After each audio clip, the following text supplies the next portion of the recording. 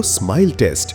You might want to know the secret to spotting a fake smile. And we see some other distinctions between genuine and fake smile. হাজার হাজার মানুষের ওপর একটা research করা হয়েছিল আর এটা জানা গেছে যে এই দুনিয়ায় 90% মানুষ যখন কারোর সাথে কথা বলে তখন ফেক স্মাইল করে। হ্যাঁ, অর্থাৎ তারা নকল হাসি দেখায়।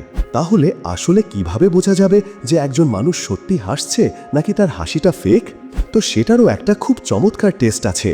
যদি একজন মানুষ সত্যি হাসে তাহলে তার হাসিটা হবে অ্যাভারেজ 7 থেকে 8 সেকেন্ডের।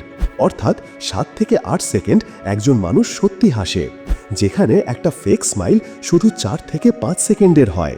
এছাড়া যখন একজন মানুষ সত্যি হাসে তখন তার চোখগুলো শ্রিঙ্ক, কুঁচকে যায়, যেখানে একজন মানুষ যখন ফেক স্মাইল করে তখন তার শুধু গালগুলো উপরে ওঠে, তার চোখ কখনো শ্রিঙ্ক হয় না। এখানে আমি আপনাকে দুটো ফটো দেখাই।